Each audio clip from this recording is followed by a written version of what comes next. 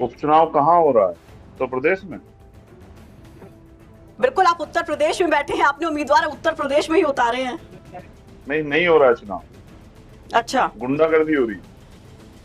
आप पहली बार देख सकते हैं मीरापुर और कुंदरकी में कि बैरिकेडिंग लगाए गए गांव के बाहर। जो मुस्लिम बाहुल्य गांव है, जो दलित बाहुल्य गांव है, उनके बाहर बैरिकेडिंग लगाए गए कि ना कोई बाहर से अंदर आ सकता है, ना अंदर से बाहर जा सकता है। ऐसा तब होता है जब आपातकालीन जैसी स्थितियां हो जाती है। लोकतंत्र का के इतिहास में सबसे बुरे दिनों में से एक होगा जो उत्तर प्रदेश में हो रहा। मुख्यमंत्री अपनी कुर्सी बचाने के लिए, अपनी साख बचाने के लिए गुंडई पर उतर गए।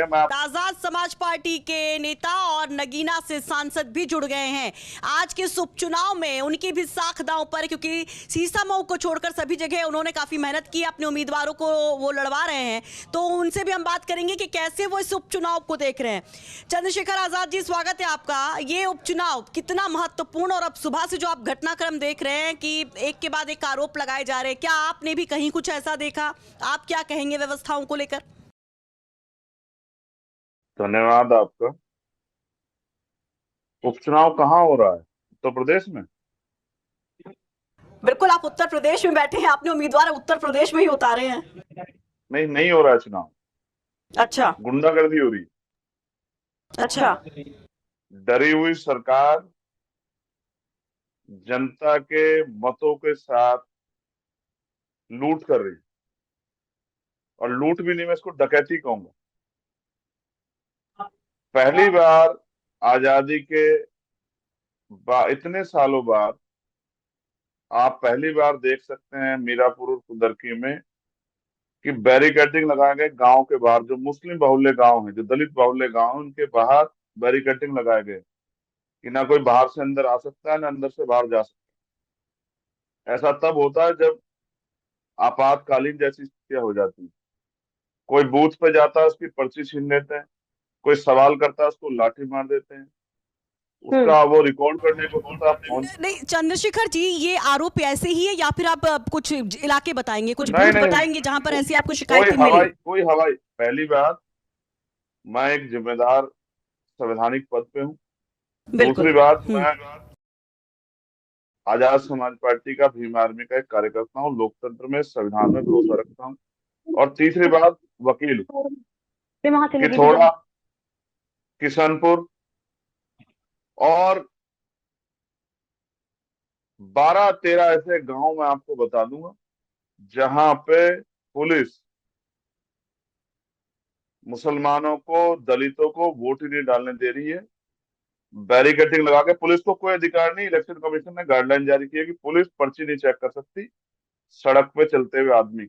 ये काम जो उसके लिए पीठासीन अधिकारी, उनकी टीम है, वो जांच कर सकते हैं सही है गलत है। लेकिन पुलिस बकायदा पर्ची सही होने के बाद, आधार कार्ड होने के बाद, पहचान पत्र होने के बाद पर्ची फिर छीन लेती है और गाली देके, धक्का देके भगा देती है। बैरिकेडिंग, मैंने आपसे कहा ना, बैरिकेडिंग ये सत्ता में बैठी सरकार ने बैरिकेडिंग जनता के मतों का प्रयोग ना हो इसलिए लगाए हैं। ये अपराधियों पे बैरिकेडिंग लगा सकते, ना अपराध पे, ना गुंडा तंत्र पे।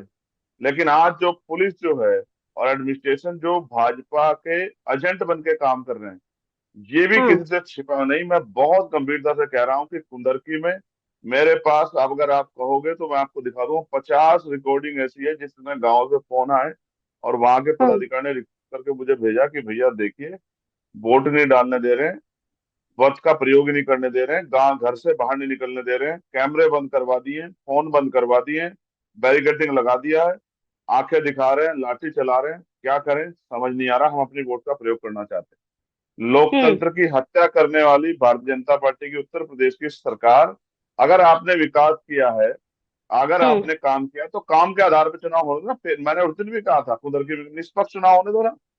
अगर आप ईमानदार हैं, आप लोकतंत्र पर भरोसा रखते हैं। सर, आपने एक बहुत बड़ा दावा किया कि 50 ऐसे आप रिकॉर्डेड कॉल है आपके पास जहां पर ऐसी शिकायतें मिली हैं, वीडियो और ऑडियो आपके पास आप सबूत के कहो तौर मैं पर, सुनवा दूं? आप नहीं कहो नहीं, मैं बिल्कुल सुनवा सर। दूं? बिल्कुल बिल्कुल, लेकिन मैं ये कहूंगी कि इन साक्ष्यों के आधार पर अब चंद्रशेखर आजाद क्या करेंगे? और क्या ये सिर्फ कुंदरकी का हाल है या फिर मीरापुर और बाकी जगहों से भी आपको कोई ऐसी शिकायत मिली है? वहां का भी गाजियाबाद, हाल क्या आपने देखा? कुंदरकी, हाँ। मीरापुर, हाँ। सीसामऊ, जहां हमारा प्रत्याशी नहीं है, वहां के लोग भी हमारी टीम को फोन करके कह रहे हैं कि आप हमारी मदद करा दो, ये लोकतंत्र का गला घोटा जा रहा है, ये लोकतंत्र में डकैती हो रही है, आप हमारी मदद करा दो, हमें वोट डालने नहीं दिया जा रहा, हमें आपसे बहुत उम्मीद है। और मीरापुर में तो आप देख लो, क्योंकि रात से जैसे दलित मजाकता एकजुट हुआ था, तो मुस्लिम समाज ने ये मन पर तैयार कर लिया कि भाजपा को आजाद समाज पार्टी रोक सकती है, इसलिए वो बड़े पैमाने पे शिफ्ट होने लगा। जैसे एडमिनिस्ट्रेशन को, पुलिस को इसकी जानकारी मिली, तब से ही रात से गुंडागर्दी, 50 कार्यकर्ता तो उठा लिए हमारे हमारे प्रत्याशी जो है, उनके भाई, उनके परिवार के लोग, वो उनको नहीं निकलने दे रहे हैं, और भाजपा के लोग 30-30 गाड़ी लेके घूम रहे हैं, और प्रत्याशी को सिंगल गाड़ी से नहीं घूमने दे रहे हैं उसके साथ। लेकिन सर वहां तो कुछ और ही आरोप है। आरएलडी की जो कैंडिडेट हैं, वो एनडीए की, बीजेपी और आरएलडी गठबंधन की, वो तो कह रही है कि मदरसों और मस्जिदों में वहां पर लोगों को अवैध तरीके से रोका गया, बाहर के लोग लाए गए, असलहों के साथ वहां पर रुके हुए हैं। वो तो पुलिस पर उल्टा आरोप लगा रही हैं। अब मैं आपको क्या कह रहा हूँ, उल्टा चोर कोतवाल को डांटे। अगर ऐसा हुआ तो पुलिस कहाँ थी? और अगर कहीं किसी मदरसे में या कहीं भी अगर आपको किसी मंदिर में कोई ऐसी जगह पता लगे, तो जाओ पुलिस को भेज के पकड़वा दो। जहां अवैध हथियार वाले रुके, कौन अवैध हथियार रख लेगा? सत्ता वाले रखे में अवैध हथियार। अभी मैं कल गया था नोएडा में, सत्ता में बैठे लोगों ने गोली चलाई, मार दिया एक दलित समाज का बच्चा, गोली चला के अवैध हथियार से मारा। पुलिस भी कह रही है अवैध हथियार किसके पास है? सरकार बिना सत्ता संरक्षण के अवैध हथियार रखे जा सकते हैं क्या? जहां मदरसों में पढ़ाई हो रही है वहां अवैध हथियार है, और जहां आपके 30-30 लोग खड़े होकर गुंडागर्दी कर रहे हैं, पर्चा फाड़ रहे हैं, लोगों को वोट नहीं डालने दे रहे हैं। आप बोली परसेंटेज से आइडिया लगा लेना, मेरी पत्रकार सीनियर बहन, आप वोटिंग परसेंटेज से आइडिया लगा लेना। अगर कहीं 10, कहीं 20, कहीं 25% पोलिंग ना हुआ तो आप मुझे बता देना। इन्होंने लूट करने का, वोटों की लूट करने का, और लोगों के मत को डराकर, उस मत को ना देने का जो है, एक तरफ तो इलेक्शन कमीशन का लोकतंत्र का पर्व, फोन क्यों नहीं उठा रहा है? मैंने जिलाधिकारी को 4 फोन कर ले, मैं आपके सामने फोन मिला देता हूँ।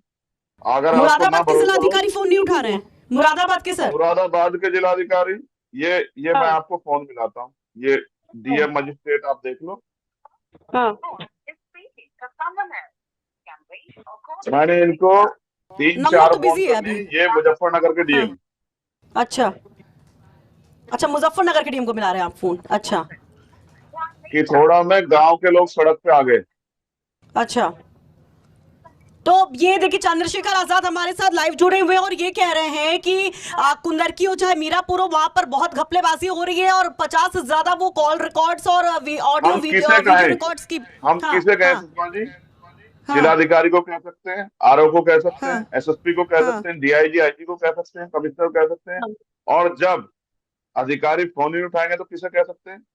अगर हम खुद जाएंगे तो ये कहेंगे कि साहब देखो चुनाव प्रभावित कर रहे हैं। मैं कुछ देर इंतजार करूंगा लगभग 12 बजे, और अगर सरकार के आदेश पे रवैया जो पुलिस ने और एडमिनिस्ट्रेशन ने भाजपा का एजेंट बन के जो निभाया जा रहा ना बंद हुआ, तो मैं जिला मुख्यालय पे जाके, मुजफ्फरनगर में जाकर धरना दूंगा।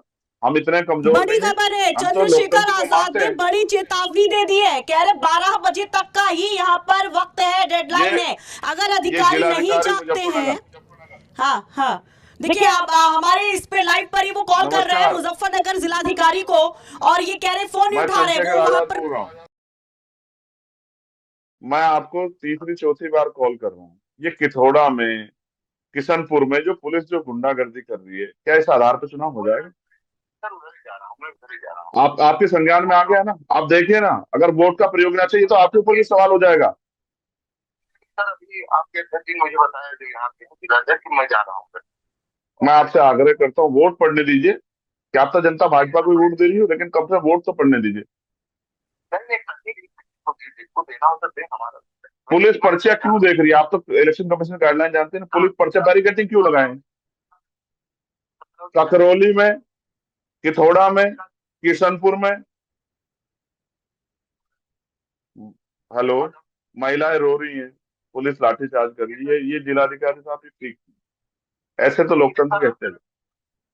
ये मेरा अपना नंबर, ठीक, मैं जा रहा हूँ। चलो चले जाइए, चलो।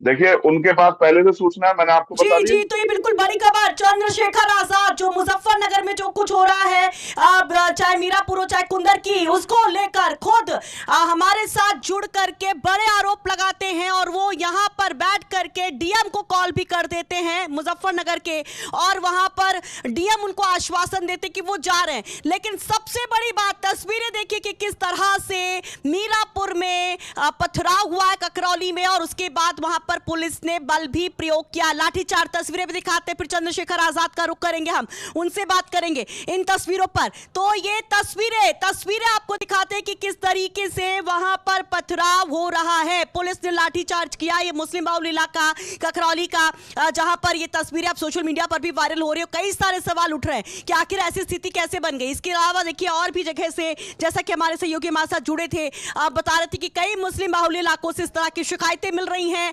वहां पर कि उनको वोट नहीं डालने दिया जा रहा है, कहीं पर चेकिंग के नाम पर परेशान किया जा रहा है। सोशल मीडिया प्लेटफॉर्म पर बहुत सारे वीडियोस ऐसे वायरल हो रहे हैं। फिलहाल ये स्क्रीन पर तस्वीरें आप देख रहे हैं कि किस तरह से यहां पर माहौल मुजफ्फरनगर में मीरापुर सीट जो सबसे बहुत महत्वपूर्ण सीट है, वहां पर हंगामा कर रही भीड़ को पुलिस ने दौड़ाया है। भारी पुलिस फोर्स के साथ एसएसपी मौके पर पहुंचे। हमारे साथ चंद्रशेखर आजाद लगातार बने हुए। चंद्रशेखर जी, ऐसी तस्वीरें अगर चुनाव के दिन सामने आती तो क्या कहेंगे? जी आप सुषमा जी मुझे बताओ, जनता क्यों हंगामा कर रही है? जनता तो वोट डालने जा रही है, क्यों हंगामा कर रही है बताइए आप? क्योंकि पुलिस जाने नहीं दे रही है, पर्ची छीन रही है, लाठी मार रही है, इसलिए हंगामा हो रहा है। और इस पे भाजपा के नेता उल्टा आरोप लगाते हैं। आप ये मेरी बात को जानो, ये लोकतंत्र का के इतिहास में सबसे बुरे दिनों में से एक होगा जो उत्तर प्रदेश में हो रहा। मुख्यमंत्री अपनी कुर्सी बचाने के लिए, अपनी साख बचाने के लिए गुंडई पर उतर गए। मैं आपको फिर कह रहा हूँ, जनता सब देख रही है, जनता बेवकूफ नहीं है, जनता इस दमन को देख रही है। और मैं फिर कहूंगा, मैं मुख्यमंत्री से आग्रह करता हूँ कि निष्पक्ष चुनाव कराने की हिम्मत क्यों नहीं जुटा पा रहे? निष्पक्ष चुनाव कराइए ना, निष्पक्ष चुनाव कराइए। पुलिस जो है, पुलिस का काम नहीं कर रही, पुलिस जो है भाजपा के एजेंट का काम कर रही है। ये लोकतंत्र में खतरनाक है। अविश्वास लोगों में आ जाएगा तो लोग वोट ही नहीं डालने जाएंगे। फिर इतना चलिए सर, ये तो आरोप और जो तस्वीर है उस पे, लेकिन चंद्रशेखर आजाद का अभी का आकलन क्या कह रहा है? अभी क्या आपने मैं ये हार आपको मान ली है? हाँ, या फिर अभी मैं आपको आपको उम्मीद है? जी, हाँ मेरा हाँ नाम आजाद है, हाँ। मैंने कभी हारना नहीं सीखा।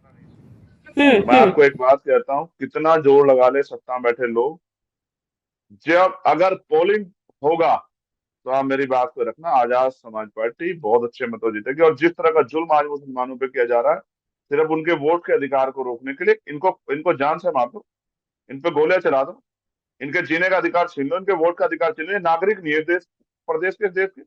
ये गुंडागर्दी कर रहे हैं, सबके साथ सबके विकास की बात करने वाले। ये है आपकी इंसानियत, ये है आपका लोकतंत्र, ये है आपकी सत्ता। जी शर्म करनी चाहिए सरकार को, और नहीं शर्म कर सकती तो मैं आप फिर ये कहूंगा कि इससे अच्छा तो जिलाधिकारी जी को सर्टिफिकेट सीधे भारतीय जनता पार्टी के प्रत्याशियों को दे देने चाहिए। चुनाव कराने में इतना समय खर्च करना, इतनी एनर्जी खर्च करना, हमसे पूछो जिन्होंने रात भर जाग के हमारे कार्यकर्ता, हमने एक वोट को तैयार किया। आज आप वोट नहीं डालने दे रहे। जी, ठीक है, मैंने शुक्रिया पहले कहा था, चंद्रशेखर। 5 दिन पहले आपके यहाँ भी कहा था कि वहां कुंदरकी में राशन डीलरों के जरिए आधार कार्ड रख लिए लोगों के, और जब वोट डाल जाएंगे तो डालने देंगे, आपका आधार कार्ड है नहीं, और इससे फर्जी वोट होगी। ये जो पर्ची हाँ पुलिस छीन रही है ना, आप देखना 4 बजे के बाद पोलिंग परसेंटेज चेक कर लेना आप, 3 बजे 3:30 बजे के बाद यही पर्चियों से पुलिस वोट गिरेगी। सरकार को आप मेरी बात पे याद रखना, लास्ट के 1-2 घंटे में इतने पोलिंग परसेंटेज पोलिंग होगा जितना 4 घंटे में नहीं होगा। मैं आपको गारंटी देता हूँ, ना हो तो आप चेक करवा लेना। मैं 12 बजे तक इंतजार करूंगा। नहीं अगर सरकार इस दमन को रोक पाई, नहीं इलेक्शन कमीशन रोक पाया, बहरा गूंगा सोया वाला इलेक्शन कमीशन नहीं रोक पाया, तो मैं खुद जाके मुख्यालय पर धरना दूंगा। अपने लोगों के मत के अधिकार को, बाबा साहब के 4 बच्चे कुर्बानी से हमें मिला, ऐसे नहीं जाने देंगे हम लोग। हाँ हाँ, ठीक है चंद्रशेखर जी, बहुत बहुत शुक्रिया।